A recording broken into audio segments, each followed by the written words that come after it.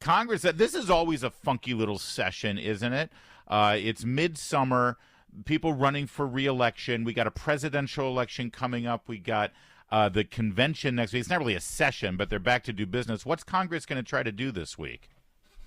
Well, what's interesting about today is, they've got some legislation they're working on in the House. There's some bills that address the overregulation of household appliances that we've seen under the Biden administration, refrigerators and dishwashers. It's an interesting story. Now, will these bills go anywhere in the Senate? Of course not. The Senate is run by Democrats. The House is run by Republicans. But it sets the tone for the kind of legislation they'd probably push forward if they were to have a sweep of government in November. So what we've seen in the past couple years are these regulations on things that use fossil fuels, things that use energy, things that, that get in the way of the Biden administration's commitment to a net zero economy. And this week, they're taking up some legislation that would curb the regulation on dishwashers. They want to make it so they use even less water, less heat. And you think, wait, how can they get any more efficient? My dishes are already coming out dirty. Yeah. Well, guess what? It's funny too, because I've spoken to manufacturers and former administration regulators who say, there's not much more these companies can do to improve the energy efficiency of these products, and that this is just really just squeezing the last drop of blood out of these guys, and it's really difficult for manufacturers. They're going to end up sending workers overseas because they can't handle the cost of having to reconfigure all these dishwashers and refrigerators. So that's what they're working on in the House. But behind the scenes, I know everybody's talking about President Biden and his future. And there oftentimes on Capitol Hill, it's what's not happening on the House or Senate floor is the more interesting story. And I think here we are pre-RNC, Republican National Convention, and pre-Democratic National Convention.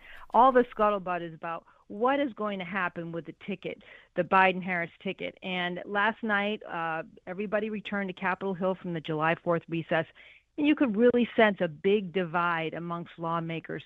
A lot of them saying, we just don't have, we need Biden to really prove himself. We have questions. We have concerns about what's going to happen in 2024. And then you have another pack of Democrats who are saying, no, we stand by him. And it's a real divide in the party. And today they're going to talk about that in their weekly lunch meetings. The Democrats and Republicans hold those today. And I think you're going to hear a lot more this afternoon to get a sense of really where Democrats are. Biden is fighting really hard to get these Democrats to stay behind him. It's not clear he's won that battle yet, but he's really, really pushing hard, and he's got a bunch of Democrats behind him. If he can get through this week, next week, and he's got the majority of Democrats starting to coalesce behind him, and maybe a smaller faction saying they have concerns, he strengthens his position to stay on the ticket at this point. Yeah, it's interesting. You mentioned the overregulation of household appliances. Speaking of Don Beyer, the gas stove stealer, you also have this third category of Democrats when we're talking about, Biden and sort of the neurological issues that he's having, of those who are kind of schizophrenic on this, where you had reports of Don Beyer saying one thing in a closed-door meeting and then actually issuing a statement refuting everything that was reported. So there does seem to be reversals of this, and really Democrats having a hard time really coming out. It's like they're trying to figure out where does everyone else stand before I come out, and then if they're called out on some private things that they've said, they quickly issue a statement. What's it like among Democrats right now? Is there just full-on panic? It doesn't seem like there's consistency among them. Yeah, I think you described it really well. I think there's a lot of apprehension, not only about just the state of Biden's presidency and his campaign, but where they should be on the issue. Because don't forget, they are in the House, they are all up for re-election, and many of them are from swing districts, areas where, they're hearing from constituents who are concerned about Biden. This July 4th recess, they heard from constituents because those were the days right after the debate that so many people saw and attracted so much concern. they're trying to figure out, where should I stand on this? Because look, you want to turn against Biden and you're a Democrat, well, then Biden wins. Where does that put you? How vulnerable does that make you? I mean, it's very typical in politics for people to just kind of hold their fire and watch and say, well, wait, where should I be on this? Because you want to be careful. Susan, he's the president. The good news is, if you oppose Biden and he wins, you don't have to worry about it, because he won't remember that you opposed well, him. But his administration will, and I guess that's fair. Everyone has to be quite careful about this, and I think that's why you're seeing last night a lot of, we approached various lawmakers. Some of them didn't even want to talk; they just scurried past us because they don't want to be on the record yet. I'm not quite sure what's going on, and I think we'll hear more as the week develops on this. I think about somebody like Tim Kaine in Virginia, who's running for re-election, and his quotes here. We need to be unified. This isn't helpful. We need to be unified to be successful in November. We have to find a dynamic that will enable us to be unified. It's all about party unity and winning in November. He has a duty as the U.S. Senator from Virginia right now that if he believes the president is unfit to serve, doesn't matter. November doesn't matter. Being unified as a party doesn't matter. He has a constitutional duty to say something now. That could be a vulnerable spot, running against somebody who is a military veteran like Hung Kao. That's true, and he also said yesterday, Tim Kaine, that he thought, when he was speaking in Richmond, that he believed that that President Biden would do the right thing if he felt he couldn't serve anymore. So in other words, he's dumping it all. He's saying, okay, President Biden, it's up to you, but we know you'll do the right thing for the country. You're right, that could make him vulnerable, especially, Larry, because while all this turmoil is happening in Washington, in Capitol Hill, more stories are coming out on a daily basis, more leaks about what's been going on, especially when it comes to foreign policy. There's a story out about how the German chancellor was to meet with President Biden on a European trip. Yeah. But Antony Blinken showed up and told them that President Biden couldn't make it because he had to go to bed. That's right. Those are the kinds of stories that shake the faith of the American people, that this president can do the job in one of the most important areas, foreign policy. And where, Susan, of course, we see so much, that was 2 years ago, too. Right. That wasn't the latest G7. That was 2 years ago.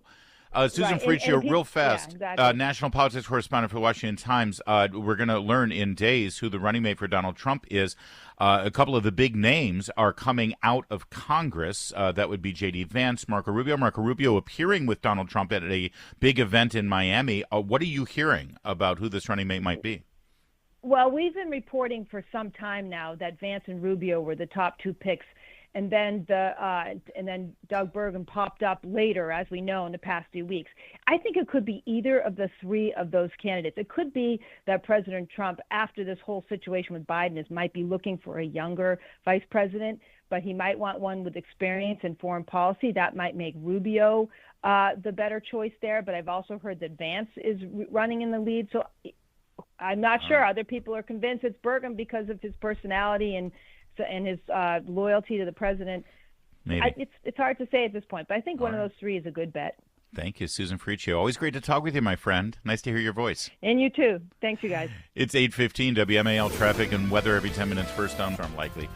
Cooling down, though, a bit by Friday with a high of 84.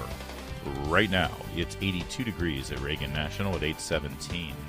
WMAL. Making sense of the news. Live from the Home Paramount Pest Control Studios. Home Paramount, the leader in pest control since 1939. WMAL. More than just politics, because laughter is the best medicine. Download the WMAL app to stream us for free. Julie Gunlock, one of the more damaging things coming out of that debate performance by Joe Biden was that evening at the little rally that they held with paid barking seals. And Jill Biden said to her husband, "Joe, you did such a good job. You answered every question." It was worse than breakfast tacos. It was really the infantilization of the president. While he stands there with the vacant look on his eyes, mouth agape, he breathes through his mouth all the time. Have you noticed that? Yeah, That's an indication of something wrong. Then this whole infantilization of the man, the emasculating of him, with the "look at you, you did a really good job. I'm so proud of you."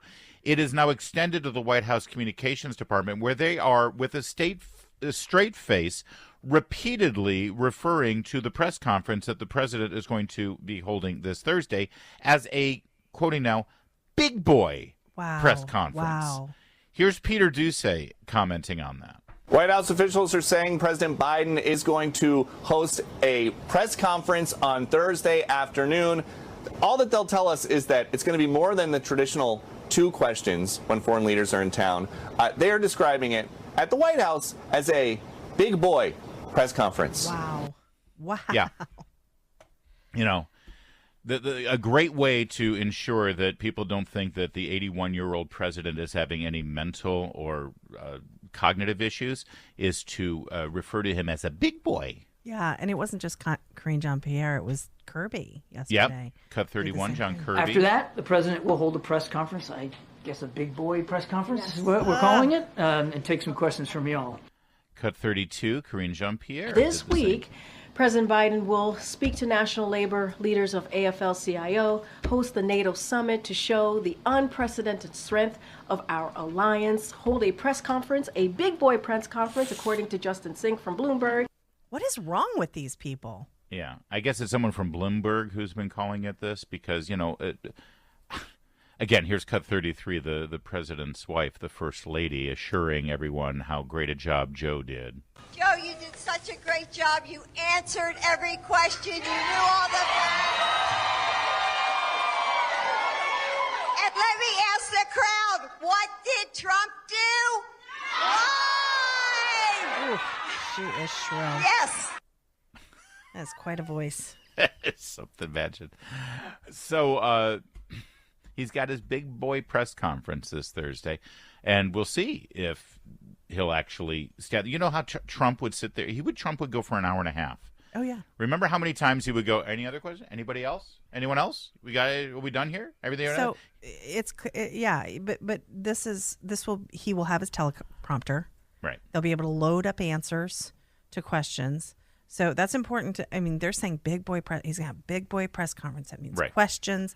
But again, on those teleprompters, if you've ever worked with a teleprompter, they can load things in fast. Oh, of course they can. Yeah. Here's what will prove that it'll be a big boy press conference.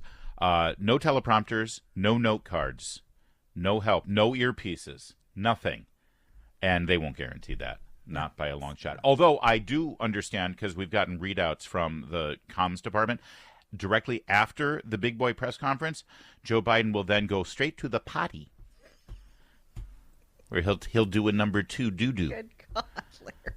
Because he's the president of the United States and leader of the free world. Dr. Jill is losing it. Oh, she is. Yeah, she was asked by reporters yesterday about her president's situation, and listen to what happened. Dr. Biden, do you have any message to House Democrats who are calling for your husband to drop out of the race? How are you feeling about the state of the race? All right, ladies. I don't know if you could pick it up. Why are you screaming at me? Why are you screaming? Maybe because she's 100 feet away, lady. Yeah. She's a doctor. She should be able to treat her husband. Oh, I'm sorry. Is she not that kind of... Why do we keep calling her doctor? We do have a doctor coming up next, Dr. Ronny Jackson. WMAL-FM, Woodbridge, Washington, a Cumulus media station. Making sense of the news. News Talk 105.9. News now. On 105.9 FM and streaming worldwide on the WMAL app. O'Connor and Company. It's 8:37. Coming up in 30 minutes, we hand it off to Chris Plant. It's Larry O'Connor with Julie Gunlock. Julie, we are joined by Ronny Jackson, Congressman of Texas, former physician to the president at the White House, for multiple presidents, by the way, and a perfect person to have on today. Congressman Jackson, thanks for joining us, sir. Thanks, Larry. I appreciate you having me. There was a moment yesterday in the press briefing that I found to be critically important. That was, of course, after reports that a neurologist who is a specialist in Parkinson's disease had visited the White House 8 times over the course of the last 8 months. Karine Jean-Pierre was pressed. Was he there to visit the president? Listen to this moment. Listen. I also said there are thousands of military personnel that come to the White House, and they are under the care of the medical unit. They are. Now, that suggested, I think we're watching a cover-up before our very eyes, a huge, monumental cover-up that the entire White House is involved in over the president's health, doctor, congressman. And that moment right there, Karine Jean-Pierre is suggesting, without actually saying it, that the neurologist was there to see all of the other military personnel that utilized the White House unit. Can you clear this up? When you're the president's physician, like Kevin O'Connor is, would your name be the one on the White House log if someone's there to see anybody other than the president? No, typically not, and that's where this issue gets completely doesn't hold water. Is yes, okay, maybe Dr. Kennard, who's a neurologist at Walter Reed, has come to the White House before. I know he has, to see people over in the Eisenhower Executive Office building. There's a clinic across the street, across West Executive Avenue, in the Eisenhower Executive Office building. That's where the main White House medical unit is. That's where he would see anybody that was military. Which technically there was an IG report out recently. They're not supposed to be doing that. But I guess that's another issue. But that's where he would potentially see them. Now, he was waved in to the residence clinic, and that is a clinic that's directly below the president's bedroom. And he was waved in by Dr. O'Connor for an appointment with Dr. O'Connor in the residence clinic. Dr. O'Connor, of course, is the appointed physician to the president. The residence clinic is a separate clinic that's on the ground floor of the White House, like I said, right below the president's bedroom, and it's for seeing members of the first family and the president. That's what it's for, right? So to make the accusation, or to make the comment that there would be thousands of military people coming over to the residence clinic to see the neurologist there is insane. That's not going to happen. That's never happened. It's not going to happen. So they need to explain why he was in the residence clinic, why he had an appointment with the physician to the president. They won't explain that. They've got it. Dr. O'Connor put out this stupid letter that I saw yesterday that was just, basically it said nothing, basically, just like all of the previous letters that he's put out describing the president's health. They've done nothing to quell this. He needs to stand up. He's the appointed physician of the president. He should do what I had done numerous times, get up there and stand in front of that podium, in front of the press, in front of the White House press corps, and answer every single question they have. And be open, be transparent, and give them the medical information that they're requesting. This is an important issue. This is not like we're asking some super private issue that that doesn't really matter. It's not It's not an issue that the American people need to know about. This is our national security we're talking about. We have a commander-in-chief that is completely incompetent and has some kind of serious cognitive issue going on. And I'll also say that they're going out of their way to say he does not have Parkinson's disease and he's not being treated for Parkinson's disease. He's got something. He's got some kind of cognitive issue, and he also has some kind of movement disorder, and they're being very specific about what they're saying because they know something they're not sharing with us. Congressman, is that, you mentioned that clinic that's underneath, that's in the White House itself, in the residence, is that clinic equipped with doing the tests to make a determination of what the president is suffering from? In other words, can that clinic be used to diagnose him with Parkinson's or with some other cognitive problems? Well, they could do screening exams there, and obviously the neurologist could see him in the privacy of that clinic and do like a basic neurological exam. That's probably where it would start. He would ultimately have to go over to Walter Reed, which he may have done during his physical. We just don't know.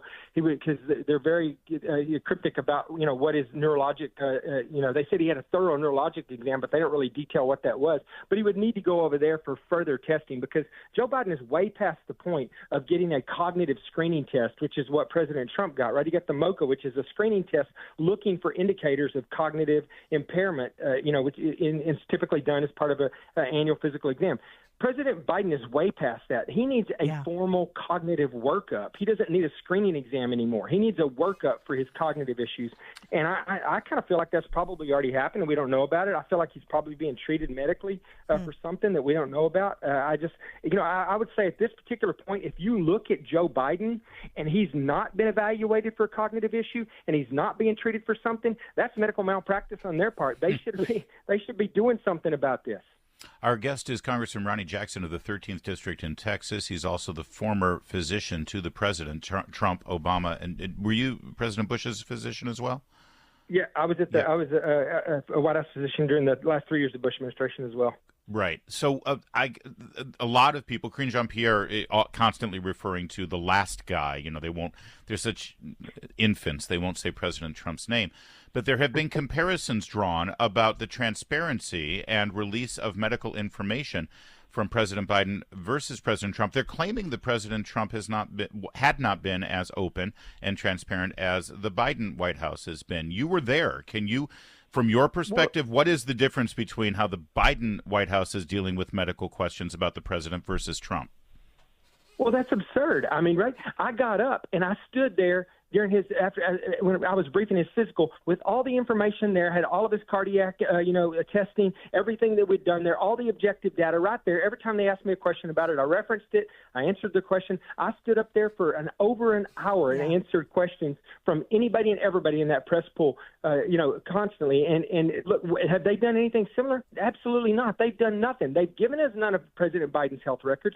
They haven't had the common courtesy. Yesterday she was telling the reporters, have some respect. She should have some respect for them and for what they do and the way she treats them. I mean, treats them like they're idiots, like they don't have any right to ask her these questions, right? So, this is an absolute ridiculous. And you know what? I tell people sometimes too, if you want to see Trump's medical records, go to the FBI. They have them all. The FBI took his medical record, which is ridiculous, right? Yeah. So, I mean, the fact, this is just a comment from her. Thank you, Congressman. One last, are you familiar with Dr. Kennard, by the way? Did he visit the White House at all when you were there? I do. I know Dr. Kennard. He's a good neurologist. He's a good man. It's unfortunate he's got drug into all of this, quite honestly. But I do know Dr. Kennard. As a doctor, if you were treating any patient, let alone the president, what would be the reasons why you would ask Dr. Kennard to come in and maybe do an evaluation or consult with you on what seems to be a regular basis, 8 times in 8 months? Well, he may be going up there and seeing other patients over in the Eisenhower Executive Office Building in the other clinic. But that's the question we have is why was he waved in at least a couple of times to the residence clinic over there to sit in? I would not have him come over to that clinic unless I wanted him to see the president or a member of the First Family about a specific neurological issue. Well, and I guess that's what I'm getting at. What type of neurological issue? What would you as a physician observe from your patient where you would say, I got to get Kennard in on this? Well, if I were Kevin O'Connor and I saw my patient had complete cognitive meltdown, that would be enough for me to call him in, right? So, I mean, there's a variety of issues, but that's definitely at the top of the list. In other words, what we are all seeing from Joe Biden now over the last several years, that would be an indication of, we got to get Kennard in you, Dr. Kennard. Yeah. By the way, I love the fact that his name is Kennard. Fire, yeah. The 5 alarms. Thank you, Congressman Ronny Jackson. Always tells it like it is, and we appreciate that. It's 8:45. That's a wrap. Julie Gunlock, we did it again. Up next is Christopher Plant. Chris, I don't think Karine Jean-Pierre recognized that answering questions would be part of the job. That appears to be the case, doesn't it? Yeah. She's if she does understand, then she's just not very good at it. But to me, I like to say these people have no sense of irony. I say that because these people have no sense of irony. None. But I love the fact that the doctor out of the Parkinson's doctor out of Walter Reed, his name is Kennard. His name is Dr. Kennard. I know. And of course, you go to Merriam-Webster, and Kennard is a false or unfounded report or story. All right.